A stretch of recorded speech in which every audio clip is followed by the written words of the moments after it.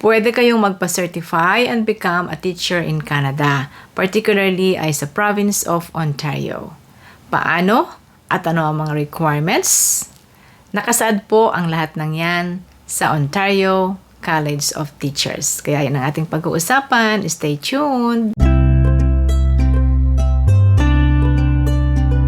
Hello and welcome back sa Ate Menchi po muli ito, and today another topic about Canada. Kung gusto niyo po ang gantong mga paksa, please consider subscribing sa ating Menchi's Philcan Life. Salamat nga pala sa ating mga subscribers na. Thank you very much sa inyong support. At pwede rin po ninyo akong supportahan sa aking Facebook page. You can follow me there.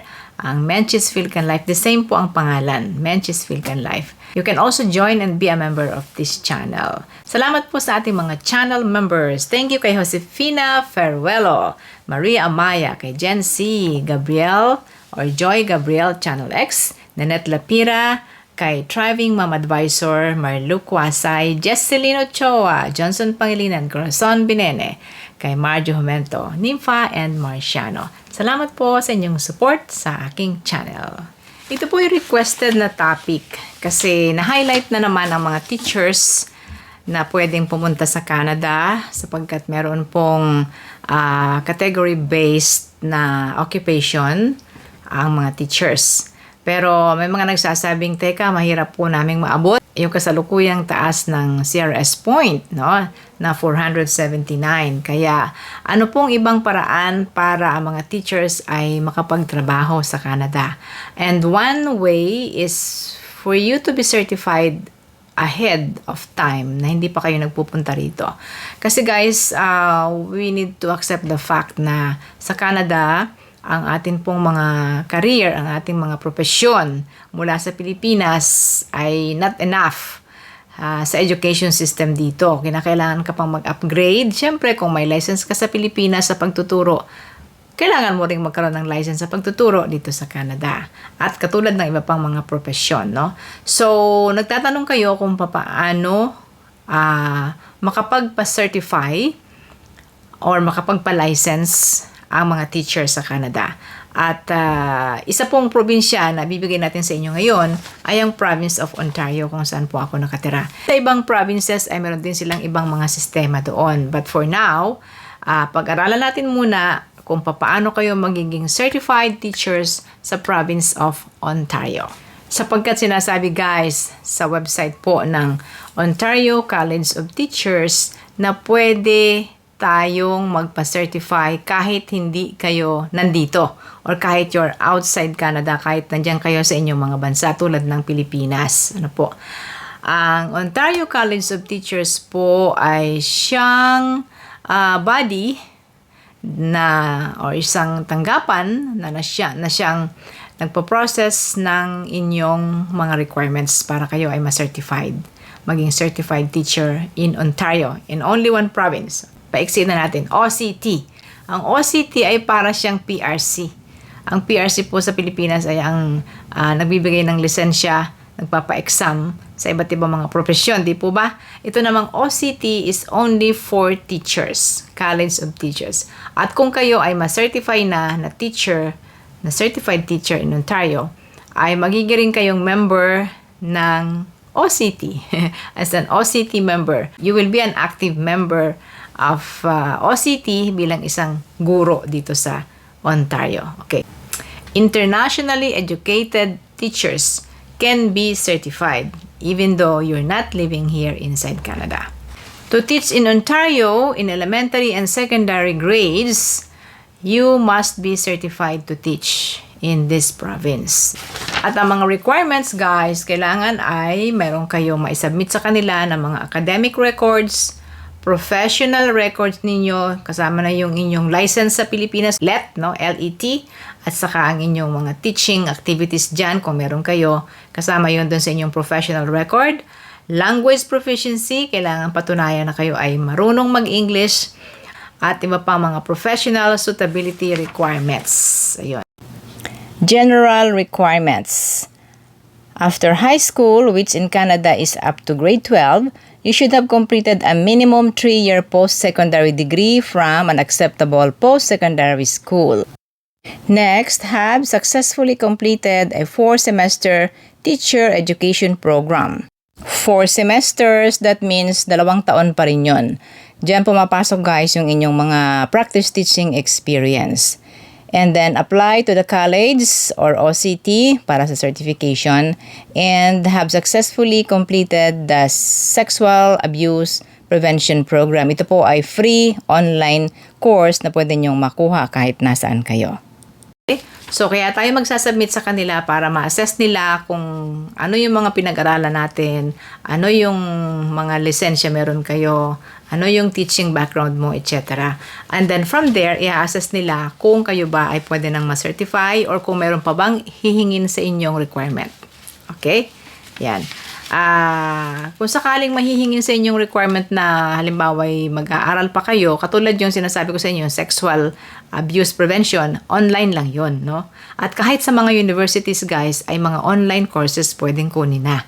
First of all, academic records. Kailangan po ninyo mag-submit sa kanila ng post-secondary records galing sa inyong eskwelahan. Sa post-secondary or college, dapat ay makita nila doon na meron kayong education foundation, katulad yung mga history, psychology, mga philosophy of education, mga ganun, ano? And then, teaching methods, kailangan nag-aral ka ng teaching methods. Kailangan din ay nagkaroon kayo ng practice teaching. Minimum 80 days of practice teaching. Hahanapin po sa inyo yon. And other na mga classroom management, mga research, new technology at iba pa. Okay? Yun po. Requirement din guys ang language, professional suitability. Dapat mag-demonstrate kayo ng inyong good character para ma-accept kayo sa Ontario. And then, how to apply, pag-uusapan din natin yan guys. Ang isang maganda guys ay meron pong particular pong countries. May paliwanag sa mga countries dito. Okay, Philippines, ito po. Academic records. You must arrange for your university to send to OCT, Ontario College of Teachers, your academic records for all the degrees and programs you listed on your application form. Yan. So, meron pa palang application form. Ano? Pag nag-apply na kayo dun sa how to apply, makikita nyo yun dun. So, lahat ng sinabi nyo doon na inyong pinag-aralan, dapat merong backup na records from the school kung saan ka nag-aral. University man yan or college. And then, the college will base its evaluation on these records.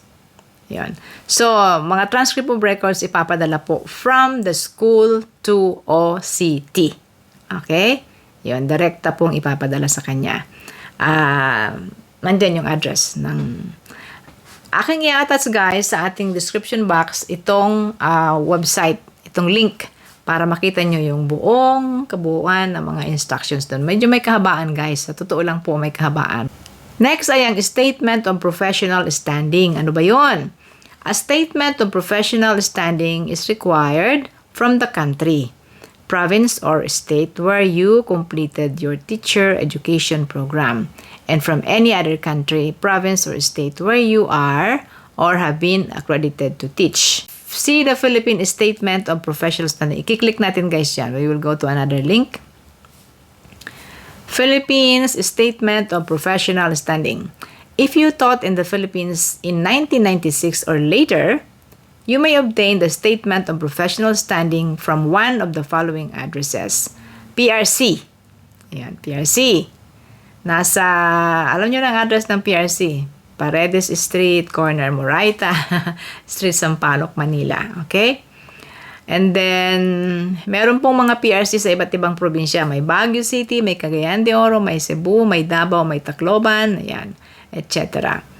If you have not taught in the Philippines since 1996, you may obtain the Statement of Professional Standing from the last school where you taught, in addition to a certification of teacher eligibility from the following address: Civil Service Commission, Constitution Hills, Batasang Pambansa Complex, Diliman, Quezon City. A letter from the licensing body, halimbawa PRC, may letter from PRC or the education ministry that states your right to teach has never been suspended, revoked, or cancelled. Ibig sabihin lang guys nito, kung saan kayo nagturo, kung gaano karami ang pinagturuan ninyong mga lugar, dapat meron kayong certification na kayo ay maayos na nagtrabaho at hindi na-revoke ang good standing kayo. Yun, no? Yun po yung certificate of good standing. Can I teach in Ontario? Yes, all teachers working in Ontario's publicly funded elementary and secondary schools must be certified by the college.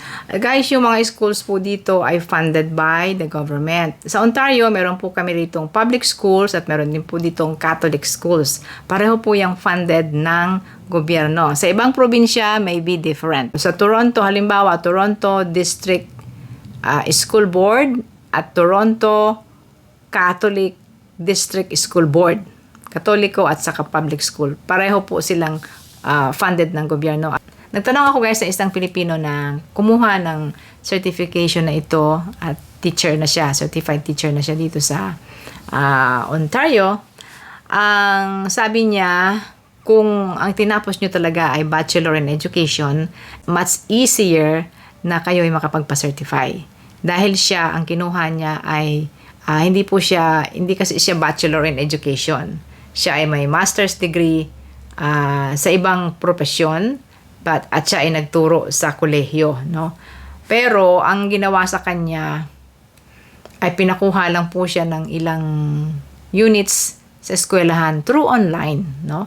So what I'm saying is kung sakasakaling kayo ay hingan ng additional courses, it would be online. So guys, ang gawin na lang natin ay isubmit ang lahat ng inyong mga pinag-aralan. Maaaring nagtatanong kayo, kulang kaya yung aking years of education? Let us submit all our documents, all our educational documents, lahat ng hinihingi isubmit ninyo, and it's up for them to decide kung ano ang kulang, kung meron man, or kung kayo'y okay na ba for certification. Ano po? Yeah, sundin lang po yung lahat ng kanilang instructions. Doon guys, sa language proficiency, maaari kayong kumuha ng English test, IELTS academic, or iba pang like CELPIP at saka yung test of Pearson, any of the exam for English. And then, meron din sinasabi guys na ang mga Pilipino kasi ay English speaking tayo. Kung mapapatunayan ninyo, kung makakakuha kayo ng certification from your school na ang teaching methods or ang medium of teaching ay all in English, then isubmit din po ninyo yan. Pero sa ngayon guys, sa aking source of information, kumuha rin siya ng English test ng IELTS academic kasi iniisip niya na yun ay magandang additional na point para sa kanya. At doon sa how to apply, meron pong application fee. Ayan guys sa screen. Nakikita ninyo ang application fee sa OCT. Processing fee, kumbaga, ano po.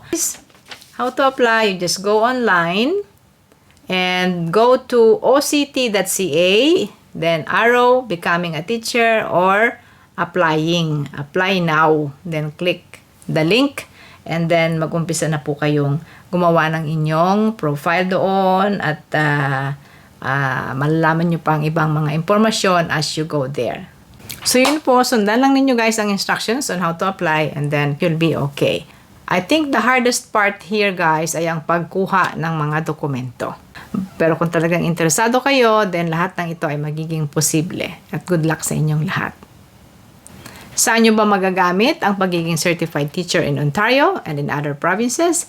Kung kayo po ay makakatagpo ng trabaho, teaching job, then you can apply. So, kung nagustuhan nyo ang ating topic ngayon guys, please subscribe to my channel. You can follow me sa aking Facebook page na Menchie's Philican Life. You can join and be a member of this channel. Salamat po sa ating mga channel members. Thank you kay Josefina Ferruelo, Maria Amaya, kay Jen C, Gabriel or Joy Gabriel Channel X, Nanette Lapira, kay Thriving Mom Advisor, Marlu Kwasay, Jesseline Ochoa, Johnson Pangilinan, Corazon Binene, kay Marjo Jumento, Nympha, and Marciano. Salamat po sa inyong support sa aking channel. Yun na muna, si Ate Menchie from Toronto. Bye! Thank you for watching.